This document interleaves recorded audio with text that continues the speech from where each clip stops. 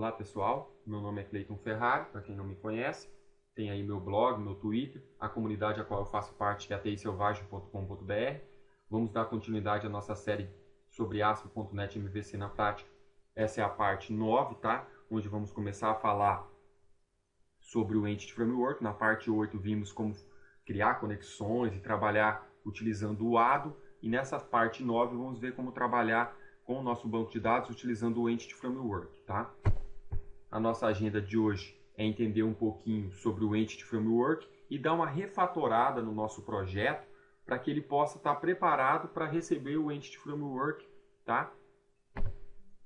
Então, primeiro a gente precisa entender o que é o Entity Framework. Mas antes de entender o que é o Entity Framework, precisamos entender o que é um ORM.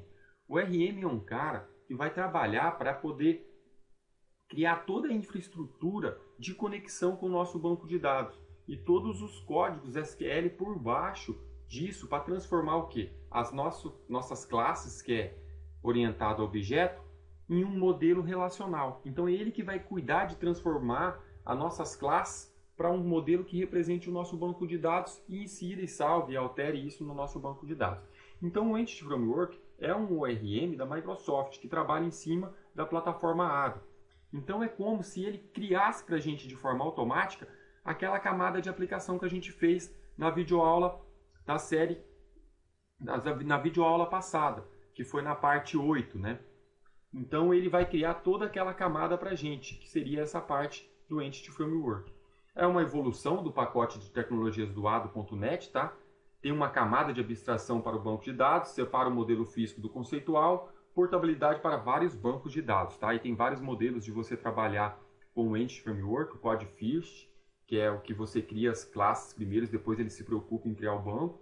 Temos também o banco primeiro e através do modelo também, tá? Eu não vou entrar muito em detalhes aqui sobre o Entity Framework, essa teoria e como trabalhar com o Entity Framework, porque eu já gravei uma série de videoaulas sobre o Entity Framework, então eu peço que você vá, assista essa série de videoaulas sobre o Entity Framework, que você vai entender melhor um pouco mais esses conceitos do Entity Framework e como trabalhar. E o que você vê nessa outra série sobre o Entity Framework, você pode aplicar aqui também, tá? Então vamos ver um exemplo de uso. Na verdade, vamos agora não ver um exemplo de uso do Entity, mas sim refatorar o nosso projeto da aula anterior para que ele fique preparado para a nossa próxima videoaula, onde a gente vai trabalhar criando o nosso repositório do Entity Framework. Estou aqui com o meu Visual Studio aberto, vamos abrir o nosso projeto para dar início à nossa série. Bom, aqui temos o nosso código da videoaula passada e agora vamos dar continuidade falando sobre o Entity. Mas antes de a gente entrar na parte do Entity, nesta videoaula a gente vai dar uma refatorada aqui nesse código, só para dar uma melhorada no código para que a gente possa seguir um padrão nos repositórios e poder criar o outro repositório do Entity aqui. Uma vez que a gente tem esse repositório aqui, e esse repositório é o nosso repositório do ADO.NET, né? E a gente vai criar novos projetos aqui, criar novos repositórios. Então, para que fique mais fácil o entendimento, a gente vai dar uma refatorada nesse projeto aqui. Bom, a primeira coisa que a gente vai fazer é vir aqui nesse repositório e vamos trocar o nome dele. Vamos trocar o nome dele para ADO, tá? Então esse vai ser o nosso repositório ADO, ele já referenciou de novo na aplicação onde estava sendo usado, né? Então temos aqui o repositório ADO. Vamos catar esse carinha e vamos copiar ele e vamos colar ele aqui dentro, ó. Vamos trazer toda a nossa lógica do ADO, que é essa lógica aqui, ó, aqui para dentro dele, porque só nos interessa no ADO, tá? Então, vamos fechar isso daqui e vamos abrir esse cara. Mas antes da gente abrir, vamos renomear ele para aluno repositório ADO, certo? Vamos referenciar aqui também, add referências. Vamos referenciar o nosso projeto do domínio, para que ele possa ver o domínio agora, tá? Vamos abrir esse cara. A namespace dele está errada, né? Agora é repositório repositório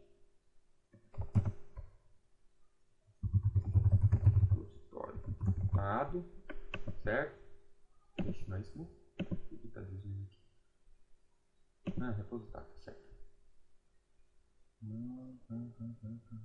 Beleza. Repositório, em vez de aluno aplicação, esse cara agora chama aluno repositório dado, certo? Muito bem. Vamos dar um F6 aqui para ver se está tudo funcionando. Tudo bem, continua tudo compilando. Então o que a gente fez? A gente trouxe aquela aplicação que a gente tinha aqui para dentro, certo? Com os seus métodos. Temos todos os métodos aqui, ó. Tá? Então ela está funcionando, só que agora dentro de um projeto do ADO. Só aqui que vai funcionar o ADO. Então vamos voltar no aluno aplicação e vamos fazer algumas alterações aqui. Bom, a primeira é que o nosso contexto agora, a gente não vai mais usar o contexto. A gente vai usar o nosso aluno repositório. Então, aluno repositório ADO, e vamos chamar ele de contexto, tá? Ou melhor, de repositório. Repositório. Pronto. Então, o nosso repositório já tem um método de inserir, certo? Ele já tem um método para alterar, tem um método para salvar, excluir, listar por ID e esse cara aqui. Bom, esse cara a gente não vai precisar mais dele, porque quem vai fazer ele é o nosso repositório agora, certo? A mesma coisa esses dois métodos privados. Por quê? Porque o repositório tem esses dois métodos e expõe para mim o salvar. Então, se eu vim aqui, ó, o que eu vou usar é o salvar. Que o salvar nada mais é que um alias para esses dois métodos, né? Se tiver ID, altera, se não, insere. Então, eu vou voltar aqui e vou apagar esses dois métodos também. Bom, o que sobrou para a minha aplicação? O salvar, o excluir, listar todos e listar por ID. Então, o salvar não vai fazer mais isso. O salvar vai fazer o seguinte, repositório, ponto, salvar. E ele vai salvar quem? O aluno. Beleza. Agora, vamos para o excluir. Então, aqui no excluir, vamos apagar todo o nosso código e vamos fazer repositório, ponto, excluir. E vamos passar o ID, certo? No listar todos, vamos apagar isso daqui também e vamos fazer return repositório ponto listar todos. E no listar por ID, vamos fazer return repositório ponto listar por ID e vamos passar o nosso ID, certo? Beleza. Só que a gente ainda não instanciou esse cara aqui, né? Então vamos fazer um construtor aqui. É só digitar ctor e dar tab, tá? Ele vai criar o construtor. E vamos fazer repositório. Tu vai receber um new aluno repositório. Pronto. Ele está falando aqui para a gente colocar read on aqui, tá? Read on, read on. Pronto. Se eu compilar, ele continua compilando. Ok. Mas então para que eu fiz isso? Bom, pessoal, quando eu faço isso daqui, eu já estou melhorando um pouco o meu código. Por quê? Porque esse projeto aqui vai sempre enxergar esse método aqui, esse método aqui, esse método aqui e esse método aqui. Esses outros métodos aqui, eu posso trocar, por exemplo, por repositório novo que eu vou criar. Então, eu vou criar um repositório aqui agora do Entity e eu posso trocar esse código aqui para ele. Tá? Então, vamos testar para ver se continua tudo funcionando. Vamos dar um Ctrl F5. O que a gente acabou de fazer, na verdade, foi só criar um alias por cima ali, criar uma camadinha por cima para encapsular toda a nossa lógica do nosso repositório do ADO, tá? Então, vamos vir aqui e vamos em aluno. Olha lá. Então, continua tudo funcionando, certo? Se eu vim aqui em editar, Maria da Silva, a mãe dele não vai ser Maria da Silva, vai ser Joana Silva. Vamos salvar. A data não está validada, não está funcionando. Muito bem. esse campo data não pode, isso não é um valor de data válido. Tá, por causa disso aqui, vamos fazer isso aqui e vamos salvar. Beleza. Como eu sabia que já não ia dar certo essa data, e a gente já vai melhorar um pouquinho mais essa nossa interface também, mas antes de melhorar, vamos recapitular o que a gente fez aqui. É o seguinte, dentro desse repositório agora aqui, ADO, ficou todo o código responsável pelo ADO. Então, do lado de fora, ou seja, quem enxergar esse cara, não sabe o que está acontecendo dentro dele, que é o caso do nosso aluno aplicação. Não tenho mais código SQL aqui, ó. Eu encapsulei dentro do meu repositório, que é o meu repositório ADO, que está aqui dentro, tá? Então, ficou tudo aqui dentro. Ótimo, beleza. O que a gente vai fazer agora? Bom, vamos fechar isso daqui. Vamos vir aqui, ó. Não, vamos vir aqui no aluno e vamos fazer o seguinte aqui no aluno. Vamos dizer que ele é head. Então, vamos vir aqui. Tem que adicionar namespace, tá? Que é essa aqui, ó, componente data no model. E vamos colocar um erro aqui e vamos dizer o seguinte: preencha o nome do aluno. Tá. O nome da mãe, que vai ser obrigatório também. Preencha o nome da mãe do aluno. E vamos obrigar o cara a preencher a data de nascimento também. Preencha a data de nascimento do aluno. Certo? Vamos salvar aqui o seguinte aqui. Um display format. Para quê? Para que ele mostre somente a data sem a hora lá, tá? No nosso editor. E vamos aplicar isso aqui, ó. Apply format in edit mode. True.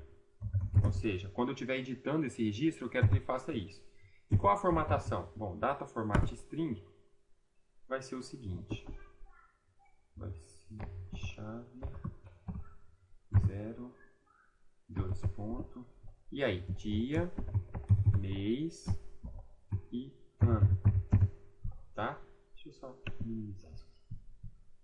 Pronto. Fizemos algumas validações aí, tá? No nosso módulo. Se eu rodar isso daqui, F6.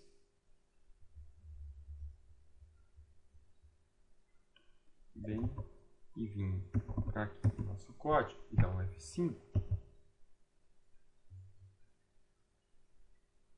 Olha lá. Então já está aparecendo a nossa data certinha. Se eu mandar editar isso daqui, eu vou ter a validação agora. Ó.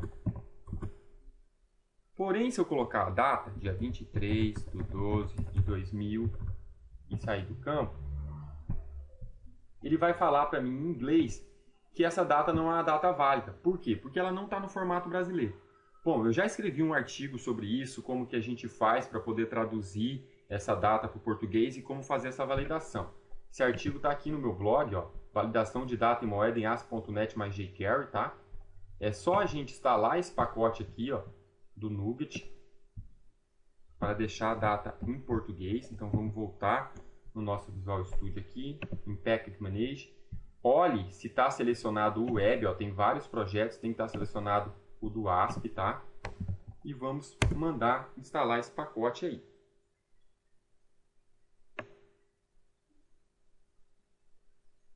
Muito bem.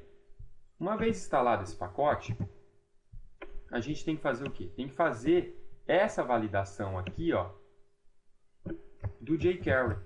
Como que eu faço isso? Bom, eu volto aqui, vou lá na minha pastinha de scripts, tá? Então eu venho aqui, vou lá na minha pastinha de scripts e adiciono um arquivo aqui, add javascript file, e vou chamar ele de methods_pt.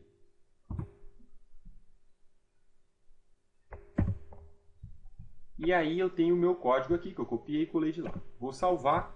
E o último passo é adicionar esse cara no meu Bundless, tá? Então eu vou copiar isso daqui e vou adicionar esse cara no meu Bundless para que ele suba junto com a chamada do jQuery val.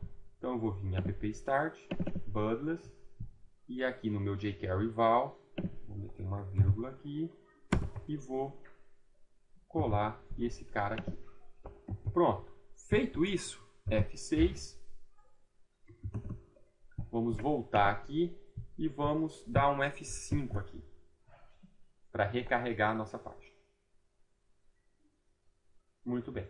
Se eu apagar aqui, vai continuar dizendo o erro. Preencha uma data. Então tá, vou colocar dia 23/12/2000. Olha lá, já ficou uma data válida. Então, já está funcionando a nossa validação de data e moeda, tá? Preencha o nome do aluno.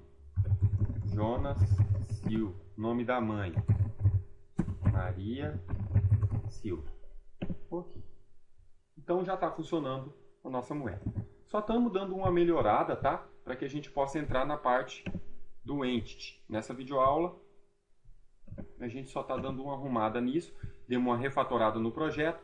Vamos vir aqui também no Layout e vamos fazer o seguinte. Vamos colocar aqui HTML, Action, Link. E vamos colocar que isso aqui vai ser a home e ele vai o controller Action Index do controller home. E aí vamos fazer aqui também, ele vai ser o cadastro de aluno que vai para index do aluno.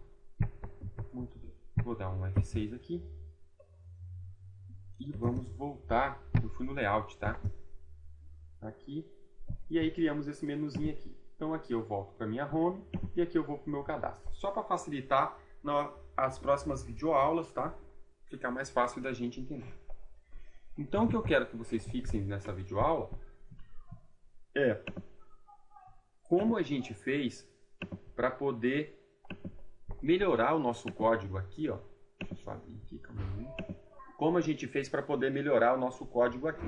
Então a gente encapsulou toda a regra do nosso ADO aqui dentro, tá? Aqui eu faço uma conexão com um banco, executo um comando ou executo um comando que me dá um retorno, tá? No meu banco. E todo o meu código SQL está escrito aqui dentro. Então, na minha aplicação, ficou muito simples. A minha aplicação, a única coisa que ela faz é chamar esse repositório, tá? Ó. Então ela só chama o repositório, ela já vai salvar, ela já vai excluir. Por quê? Porque depois eu vou criar um repositório aqui que vai ser o do Entity. E a gente só vai trocar aqui, ó, repositório Entity, pronto.